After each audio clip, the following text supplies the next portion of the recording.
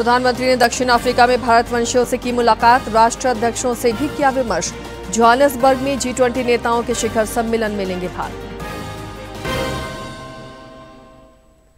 झारखंड विधानसभा मना रहा है रजत जयंती वर्षगांठ। धनबाद विधायक राज सिन्हा उत्कृष्ट विधायक सम्मान से नवाजे गए। कर्मियों का भी हुआ सम्मान। राज्यपाल और सीएम रहे मौजूद।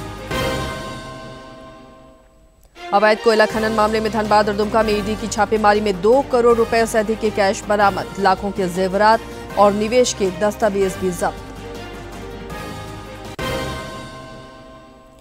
और उत्तर प्रदेश में आयोजित राष्ट्रीय स्कूली तीरंदाजी प्रतियोगिता में झारखंड बना ओवरऑल चैंपियन। 5 स्वर्ण सहित 10 पदकों पर जमाया कब्जा।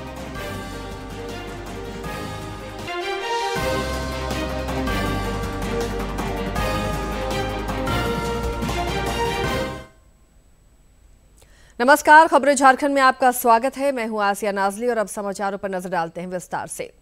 प्रधानमंत्री नरेंद्र मोदी दक्षिण अफ्रीका की 3 दिवसीय यात्रा पर हैं। वे आज जोहानिसबर्ग में G20 नेताओं के शिखर सम्मेलन में हिस्सा लेंगे। प्रधानमंत्री ने दक्षिण अफ्रीका में भारतवंशियों से मुलाकात की, साथ ही उन्होंने राष्ट्राध्यक्षों से भी द्विपक्षीय सहयोग को लेकर विमर्श किया।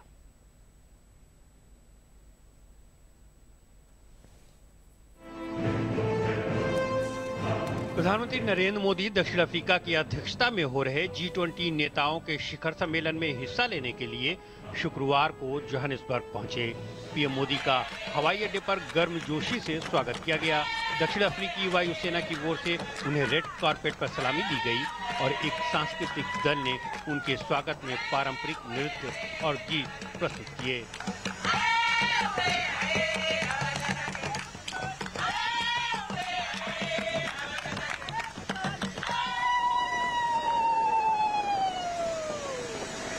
इसके बाद पीएम मोदी जब होटल पहुंचे तो बच्चों के एक समूह ने गणपति प्रार्थना का पाठ करके उनका स्वागत किया।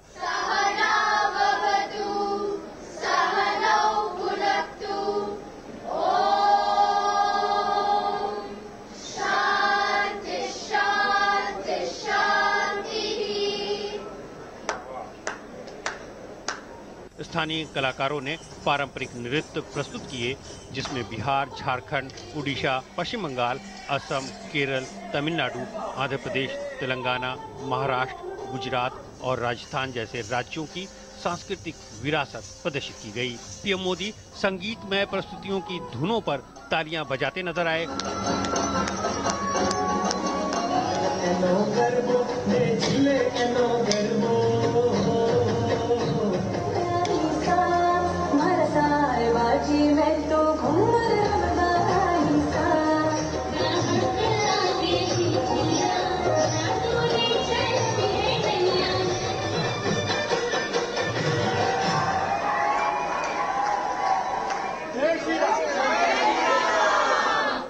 प्रधानमंत्री नरेंद्र मोदी ने गिरमिटिया गाने गंगा मैया की प्रस्तुति को काफी सराहा। उन्होंने कहा कि ये बहुत खुशी देने वाला और दिल को छू लेने वाला अनुभव था।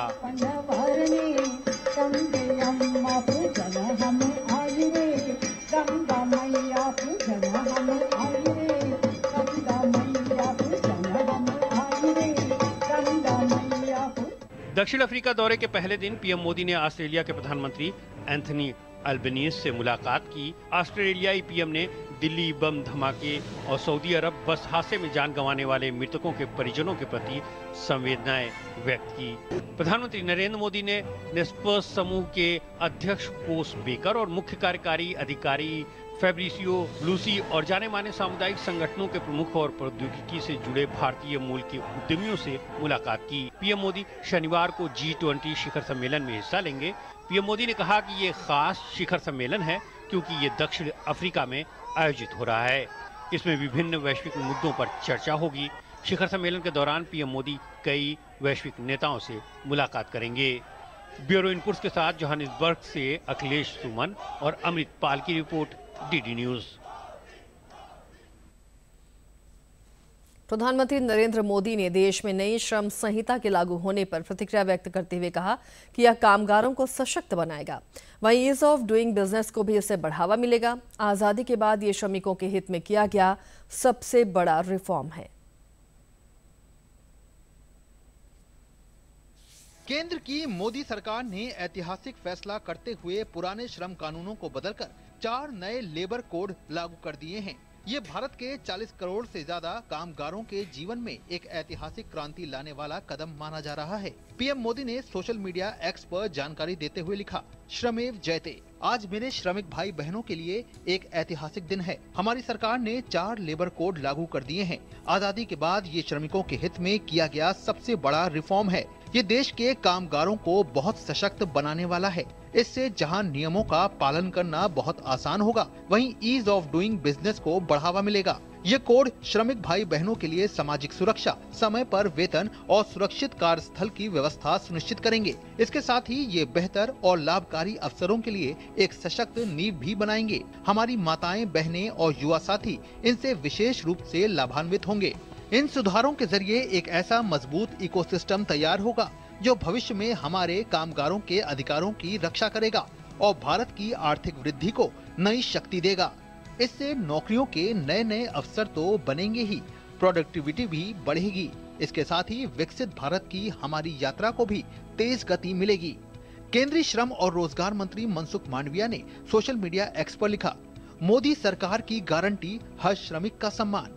आज से देश में नई श्रम संहिताएं लागू हो गई हैं, जिससे मिलेगी सभी कामगारों को समय से न्यूनतम वेतन की गारंटी, युवाओं को नियुक्ति पत्र की गारंटी, महिलाओं को समान वेतन और सम्मान की गारंटी, 40 करोड़ श्रमिकों को सामाजिक सुरक्षा की गारंटी, फिक्स टर्म एम्प्लॉइज को 1 साल बाद ग्रेच्युटी की गारंटी, 40 साल से अधिक आयु वाले श्रमिकों को सालाना मुफ्त हेल्थ चेकअप की गारंटी, ओवर टाइम करने पर दुगने वेतन की गारंटी, जोखिम भरे क्षेत्रों के कामगारों को 100% हेल्थ सिक्योरिटी की गारंटी, इंटरनेशनल मानकों के मुताबिक श्रमिकों को सामाजिक न्याय की गारंटी। ये सुधार सिर्फ बदलाव भर नहीं, बल्कि प्रधानमंत्री नरेंद्र मोदी के द्वारा श्रम वीरों के कल्याण के लिए किया गया एक ऐतिहासिक निर्णय है। ये नए श्रम सुधार आत्मनिर्भर भारत की दिशा में एक महत्वपूर्ण कदम है और विकसित भारत 2047 के लक्ष्य को नई गति प्रदान करेंगे। सरकार के इस ऐतिहासिक फैसले का हर तरफ स्वागत हो रहा है। भारतीय मजदूर संघ ने इसे सराहनीय कदम बताया है। आजादी के बाद दशकों पुराने श्रम कानूनों में बदलाव की मांग लंबे समय से उठ रही थी। इस फैसले का असर देश के करोड़ों कामगारों पर पड़ेगा। 4 श्रम संहिताएं लागू होना श्रम क्षेत्र का सबसे बड़ा सुधार माना जा रहा है। साथ ही सरकार ने स्पष्ट किया है कि नियमावली बनाने के दौरान सभी हितधारकों से व्यापक परामर्श किया जाएगा। शैलेंद्र मिश्र के साथ ब्यूरो रिपोर्ट। प्रदेश भाजपा अध्यक्ष बाबूलाल मरांडी ने राज्य में स्वास्थ्य सेवाओं पर चिंता व्यक्त की है। एक सोशल मीडिया पोस्ट में श्री मरांडी ने बताया कि सरकारी अस्पतालों में लापरवाही और कुव्यवस्थाओं के कारण कई परिवारों पर दुखों का पहाड़ टूट पड़ा है। स्वास्थ्य मंत्री इरफान अंसारी पर तीखा प्रहार करते हुए उन्होंने रांची सदर अस्पताल की घटना की चर्चा भी की और उन्होंने कहा कि मरीज बड़ी उम्मीद से अस्पतालों में पहुंचते हैं, जहां उन्हें डॉक्टर की गैर हाजिरी में जान तक गंवानी पड़ रही है। श्री मरांडी ने चिकित्सकों से सेवा भाव से काम करने का आग्रह भी किया।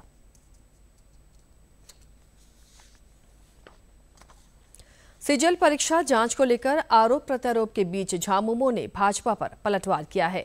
सीजीएल परीक्षा को लेकर बाबूलाल मरांडी के आरोपों को पार्टी ने तथ्यहीन और निराधार बताया है। पार्टी के केंद्रीय महासचिव विनोद पांडे ने कहा कि श्री मरांडी जनता को गुमराह कर रहे हैं, जबकि सरकार इस मामले की पारदर्शी जांच के लिए प्रतिबद्ध है।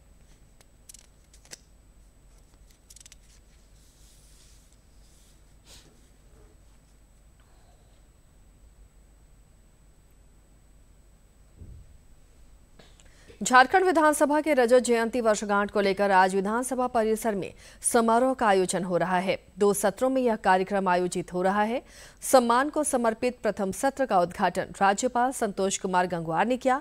कार्यक्रम में मुख्यमंत्री हेमंत सोरेन, विधानसभा अध्यक्ष रविंद्रनाथ महतो और नेता प्रतिपक्ष बाबूलाल मरांडी समेत कई गणमान्य शामिल हुए। धनबाद विधायक राज सिन्हा को उत्कृष्ट विधायक सम्मान से नवाजा गया। बेहतर कार्यों के लिए कर्मियों का भी सम्मान हुआ। शाम में सांस्कृतिक कार्यक्रमों का भी आयोजन होगा।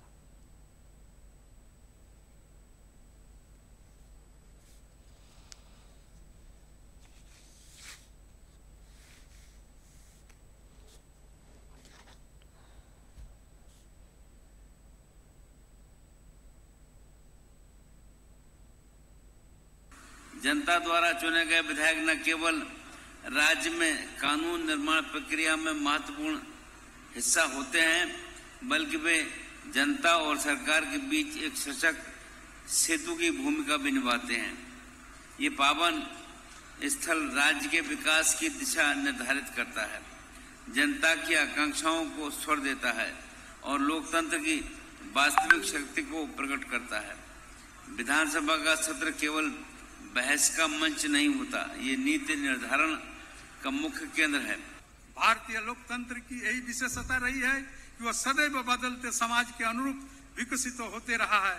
हमारा कर्तव्य है कि हम तकनीकी परिवर्तन को स्वीकार करें, पारदर्शी और डिजिटल व्यवस्था अपनाएं, जन भागीदारी को बढ़ाएं। मुख्यमंत्री हेमंत सोरेन के निर्देश पर पूरे राज्य में सेवा का अधिकार सप्ताह शुरू किया गया है, जिसका आज दूसरा दिन है। कल पहले दिन विभिन्न प्रखंडों में लगाए गए विशेष शिविर में 58,000 से ज्यादा आवेदन प्राप्त हुए। कई समस्याओं का त्वरित समाधान किया गया। यह अभियान 28 नवंबर तक चलेगा। राज्य के मुख्य सचिव अविनाश कुमार ने स्पष्ट किया है कि शिविरों में आने वाली शिकायतों और उसके आवेदनों को यथासंभव उसी समय निपटाया जाए।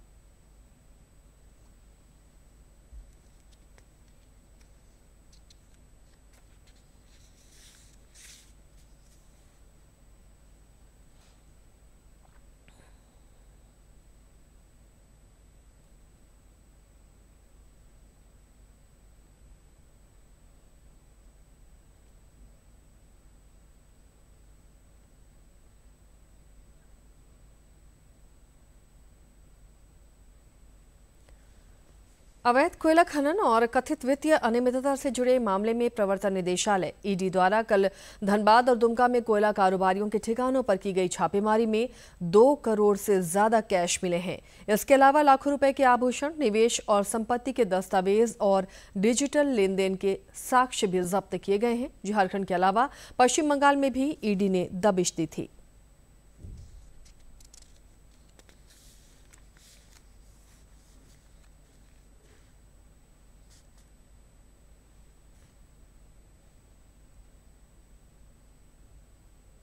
जमशेदपुर पुलिस ने एक हत्या मामले का खुलासा करते हुए मुख्य आरोपी को गिरफ्तार कर लिया है।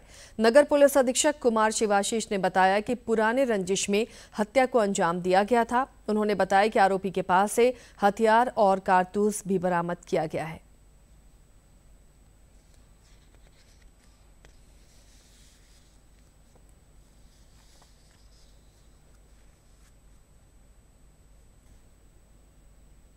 हिस्ट्री रहा है, उसको गोली मार दी गई है। पुलिस ने बहुत जल्दी उसको हॉस्पिटल पहुंचाया था, बट वहाँ उसे ब्रॉड डेड डिक्लेयर कर दिया गया। इसमें हमने जितना जल्दी हो सकता है एक SIT बनाई थी, जिसमें कदमा थाना प्रभारी का बहुत मेजर रोल था। उसमें हमने फिर ह्यूमन इंटेलिजेंस और अपने स्पाइस भी लगाए थे। विदिन 5 आवर्स हमें पता चल गया था कि जो मेन अक्यूज्ड है, जो मेन साजिश करता है इसमें, जिसका नाम है मसूद इकबाल उर्फ अयान बच्चा, वो कहाँ पे है, उसको हमने अरेस्ट कर लिया। जो घटना में प्रयुक्त उसका पिस्टल था, उसको भी हमने रिकवर कर लिया। उस पिस्टल में जो मृतक है उसका खून भी लगा हुआ है और उसका अपराध स्वीकारोक्ति बयान भी आ गया है। इधर खूंटी में पुलिस ने दंपति हत्या मामले में 2 आरोपियों को गिरफ्तार किया है। मारंगहाता थाना क्षेत्र में इस दोहरे हत्याकांड में पिछले दिनों सनसनी फैल गई थी। SDPO वरुण रजक ने बताया कि तकनीकी इनपुट और गोपनीय सूचनाओं के आधार पर पुलिस आरोपियों को दबोचने में कामयाब हुई।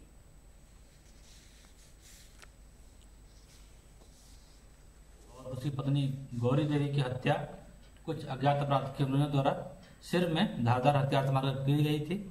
उस घटना के बाद पुलिस द्वारा त्वरित कार्रवाई करते हुए घटना में शामिल कांडेनाग और जयलाल मुंडा को गिरफ्तार किया गया है। गिरफ्तार अभियुक्तों कांडेनाग और जयलाल मुंडा के द्वारा बताया गया कि जो गौरी देवी थी वो बराबर किसी न किसी बात को लेकर इन लोग से गाली गलौज करते रहती थी, ताना मारते रहती थी। उसी गुस्से में आकर इन लोगों ने मिलकर प्लान बनाया और दोनों पति पत्नी की हत्या की।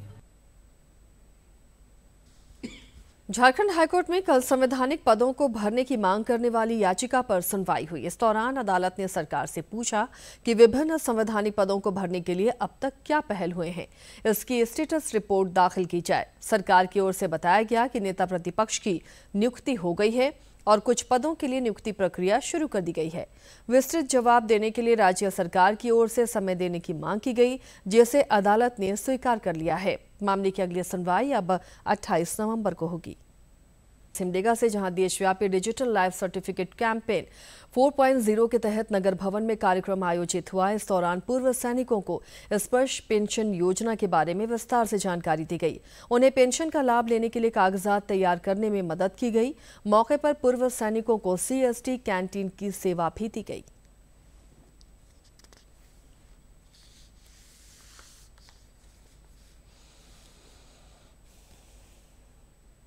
मिलिट्री की जो यहाँ सैनिक आए हुए हैं वो यहाँ सैनिक कैंटीन सुविधा देने के लिए आए हैं। साथ में यहाँ उनकी समस्याओं के समाधान और उनके निराकरण के उपाय बताने के लिए यहाँ पर आए हुए हैं। ये बड़े सौभाग्य की बात है क्योंकि सिमडेगा रांची से बहुत दूर है मिलिट्री कैंट से, जहाँ पर यहाँ के लोगों को जाने के बाद अपनी समस्याओं को सुलझाने के लिए समय का अभाव होता है और उतना दूर जा नहीं पाते हैं। इसलिए वहाँ से यहाँ पर आकर के यहाँ सुविधा दे रहे हैं। ये बहुत ही सौभाग्य की बात है यहाँ के लोगों के लिए। कोयला खदानों से प्रभावित क्षेत्रों में स्थानीय लोगों को हुनरमंद बनाया जा रहा है ताकि वे स्वावलंबी बन सकें। इस कड़ी में American India Foundation livelihood program का ग्रेजुएशन समारोह धनबाद में आयोजित हुआ। धनबाद के पुटकी बाजार में American India Foundation livelihood program के केंद्र में महिलाओं को बाजार के मांग के अनुरूप विभिन्न निःशुल्क प्रशिक्षण दिए जा रहे हैं। सफल प्रशिक्षुओं को इस ग्रेजुएशन सेरेमनी में प्रमाण पत्र सौंपा गया। इस दौरान IIT ISM धनबाद के प्रोफेसर अंशु माली और मेघा त्यागी ने बतौर मुख्य अतिथि शिरकत की। इसमें हम लोग IIT ISM धनबाद और AIF मिलकर इस माइनिंग, एम्प्लॉयबिलिटी, लाइवलीहुड, इन तीनों एस्पेक्ट पर लोगों ने बहुत 3 साल से काम कर रहे हैं। और इसमें जो माइन फायर एरिया के लोग हैं, जो इलीगल माइनिंग में जो फैमिली इन्वॉल्व है, और उनके बच्चों को कैसे हम लोग आगे बढ़ा सकते हैं, कैसे उनको मेन स्ट्रीम में लाना है, ये पूरा का पूरा मकसद ये वहीं का है कि हम लोग उन सभी परिवार के सभी सदस्यों को लेके आए जिनके पास जीवन यापन के लिए विशेष का कोई अधिकार नहीं है और जिनके ऊपर किसी भी तरीके का सरकारी स्कीमों का कोई प्रभाव नहीं पड़ रहा है। तो हम कैसे उनको मेन स्ट्रीम में लाएं और वो कैसे अपने आप को मुख्य धारा में जोड़ें। स्विमिंग मशीन ऑपरेटर महिला लोग के लिए, ब्यूटी एंड वेलनेस वो भी महिला लोग के लिए, और आपका सोलर पैनल टेक्नीशियन के लिए ट्रेनिंग देते हैं, प्लस ITS का जो कंप्यूटर का बेसिक नॉलेज, टैली, ये सब का ट्रेनिंग देते हैं। उसके बाद उनको जैसे कि ब्यूटिशियन का ट्रेनिंग लेके वो कैसे अपना सेल्फ एम्प्लॉयड भी बन सके। इस दौरान प्रशिक्षु भी बेहतर भविष्य को लेकर आशान्वित दिखे। उन्होंने प्रशिक्षण कार्यक्रम की भी सराहना की। तो यहाँ पे लाइवलीहुड फैक्ट्री की तरफ से ट्रेनिंग किया जा रहा है, उसके लिए बच्चों को मतलब सर्टिफिकेट दिया जा रहा है जो ट्रेनिंग कर चुके हैं। यहाँ 45 डेज का ट्रेनिंग होता है और उसमें बच्चे लोग को फ्री ऑफ कॉस्ट सिखाया जाता है, उसके लिए सर्टिफिकेट दिया जाता है। गौरतलब है कि ट्रेनिंग के बाद पास आउट प्रशिक्षुओं को इस संस्थान के द्वारा प्लेसमेंट में भी सहायता प्रदान की जाती है। धनबाद से अजय सिन्हा की रिपोर्ट। झारखंड शिक्षा परियोजना परिषद की अगुवाई में उत्तर प्रदेश के झारखंड के खिलाड़ियों ने 69वीं राष्ट्रीय स्कूली तीरंदाजी प्रतियोगिता में शानदार प्रदर्शन करते हुए 5 स्वर्ण और 4 रजत समेत 10 पदक हासिल किए।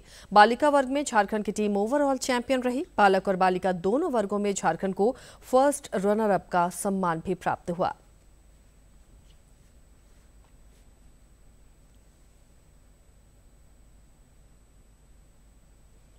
गुमला के भरनो प्रखंड अंतर्गत मोरगांव पतरा में 18 जंगली हाथियों के झुंड के पहुंचने से स्थानीय लोगों को वन विभाग ने अब सतर्क कर दिया है। इन जंगली हाथियों को देखने के लिए ग्रामीण भी पहुंच रहे हैं। हाथियों को वापस जंगल पहुंचाने के लिए वन विभाग की टीम प्रयासरत है। लोहरदगा से इन हाथियों के झुंड ने गुमला में प्रवेश किया है।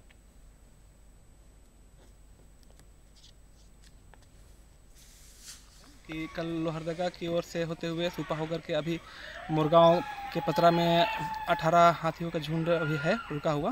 तो वन विभाग मुस्तैद है इसमें और पब्लिक से आग्रह करते हैं कि हाथी के साथ छेड़छाड़ नहीं करें, हाथी से उचित दूरी बना करके रखें।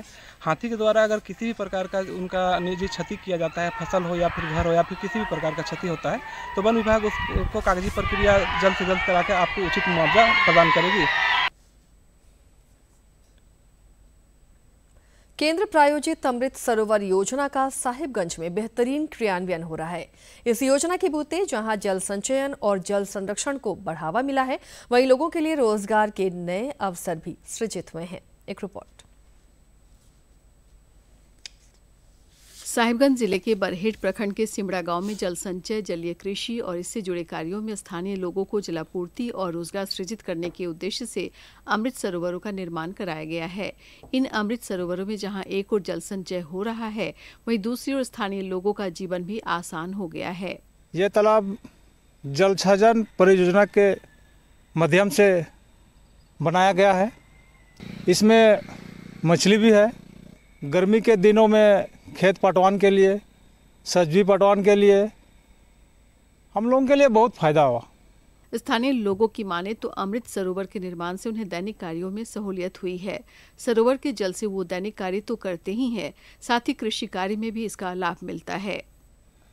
पुखरी बनावेन खाय दो हाको कोहों को असूल के कोले और दाग हों ढेर जमायना और उमुक डबुर हम सुविधा हुई कना और नित हों हाको हों मेना को गया और नवा सरकार से खोय नवा को दारे को एमनते नॉय ले रोय किदा और नित दो नॉय इंदुन पटा बड़ायदा।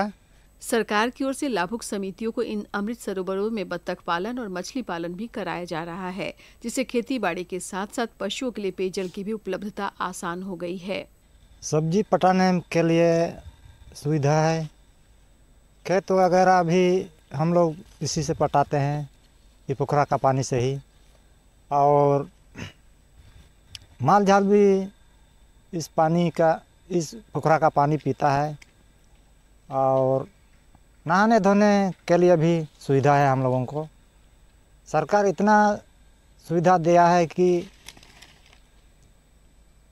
माल जाल से पूरा गांव का आदमी के लिए सुविधा दे दिया है। बरहेट प्रखंड के सिमरा पंचायत में 5 अमृत सरोवरों का निर्माण कराया गया है। साहिबगंज के जिला कृषि पदाधिकारी प्रमोद इक्का ने बताया कि इन सरोवरों के जल से स्थानीय लोगों को मेड़ पर आम, अमरूद, अरहर और सब्जियों की खेती में भी लाभ मिला है और उनकी आमदनी कई गुना बढ़ गई है। किसानों के द्वारा मत्स्य पालन एवं बत्तख पालन का कार्य किया जा रहा है। उसके मेड़ में देखेंगे कि लोग अरहर, अमरूद तथा आम की खेती कर रहे हैं। उसी प्रकार से मेड़ के बगल का जो खेत है उसमें किसानों के द्वारा विभिन्न प्रकार के सब्जियों और फसलों का उत्पादन किया जा रहा है। अमृत सरोवरों के माध्यम से पशुओं को पीने के लिए पानी प्राप्त हो रहा है, साथ ही वहाँ जो मानव निवास कर रहे हैं उनके लिए भी घरेलू उपयोग हेतु पानी का प्रबंध समुचित रूप से हो पाया है। अभी हम बरहेट के सिमड़ा पंचायत स्थित अमृत सरोवर में आए हैं। यहाँ के स्थानीय तकरीबन 150 परिवारों के लिए सरकार के द्वारा बनाया गया यह अमृत सरोवर यहाँ के स्थानीय लोगों का रोजगार उपलब्ध कराने का एक साधन बन रहा है। यहाँ पे स्थानीय लोग बत्तख पालन, मुर्गी पालन, सब्जियों की खेती और दलहनी फसलों की खेती भी किए हुए हैं। इससे न सिर्फ इनका रोजगार बढ़ा है, अपितु इनके घर की स्थिति भी ठीक हुई है। Anand Kumar Ojha, DD news, Simda, Barhet, Sahibganj. राज्य सरकार गिरिडीह को निरंतर कई सौगातें दे रही है। इसी कड़ी में गांडे प्रखंड को इको पार्क की सौगात मिलने जा रही है। इस पार्क में करीब 150 प्रकार के औषधीय गुणों से युक्त पौधे लगाए गए हैं, जो स्थानीय लोगों के जीवन यापन का आधार भी बन सकता है।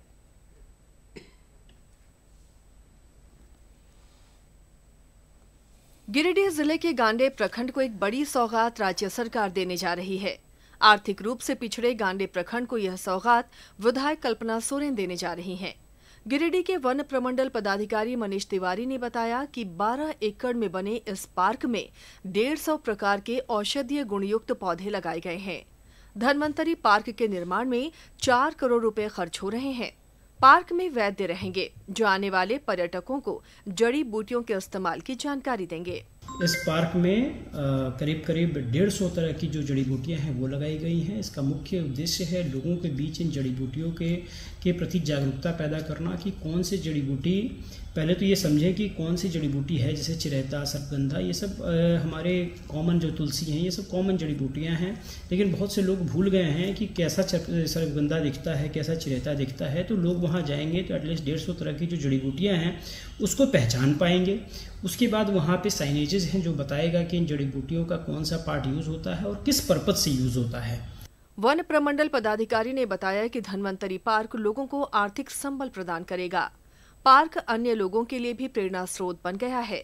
इसका अनुकरण कर लोग अपने घरों के आंगन और खाली पड़े स्थानों पर सर्पगंधा और चिरैता उपजाने में लगे हैं। जड़ी बूटियों की बिक्री से स्थानीय लोगों को भी संबल मिलेगा।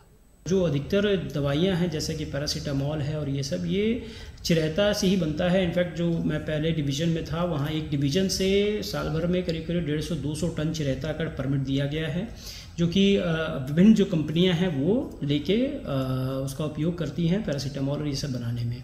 तो जो आम पब्लिक है, जो आम जनता है, वो इन दवाइयों का सेवन करके घर पे ही छोटे छोटे अगर रोज़मर्रा के जैसे सर्दी बुखार और डायबिटीज़ और ब्लड प्रेशर की जो दवाइयाँ हैं वो उसकी जगह पे आप इनको भी सेवन करके ठीक हो सकते हैं।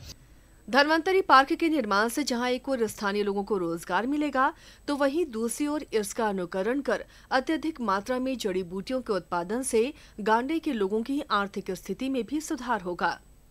डीडी न्यूज के लिए गिरिडीह से रमेश प्रभाकर की रिपोर्ट। राज्य में ठंड पर थोड़ी कमी महसूस हो रही है। अधिकांश जिलों में न्यूनतम तापमान 10 डिग्री सेल्सियस से ऊपर ही चल रहा है। अधिकतम तापमान भी फिलहाल सामान्य के आसपास ही है। अगले 5 दिनों के दौरान तापमान में किसी बड़े बदलाव की उम्मीद कम है। मौसम विज्ञान केंद्र ने बताया है कि कल से लेकर 27 नवंबर तक आकाश में आंशिक रूप से बादल छाए रह सकते हैं। हालांकि मौसम शुष्क रहने का पूर्वानुमान है। इसके साथ ही इस बुलेटिन में फिलहाल इतना ही, लेकिन चलते चलते एक बार फिर से नजर डाल लेते हैं अब तक की सुर्खियों पर।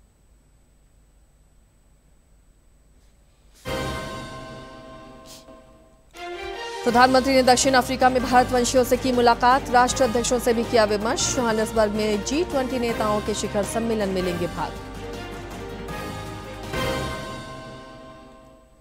झारखंड विधानसभा मना रहा है रजत जयंती वर्षगांठ। धनबाद विधायक राज सिन्हा उत्कृष्ट विधायक सम्मान से नवाजे गए। कर्मियों का भी हुआ सम्मान। राज्यपाल और सीएम रहे मौजूद। अवैध कोयला खनन मामले में धनबाद और दुमका में ईडी की छापेमारी में 2 करोड़ रुपए से अधिक के कैश बरामद। लाखों के जेवरात और निवेश के दस्तावेज भी जब्त। और उत्तर प्रदेश में आयोजित राष्ट्रीय स्कूली तीरंदाजी प्रतियोगिता में झारखंड बना ओवरऑल चैंपियन। 5 स्वर्ण सहित 10 पदकों पर जमाया कब्जा।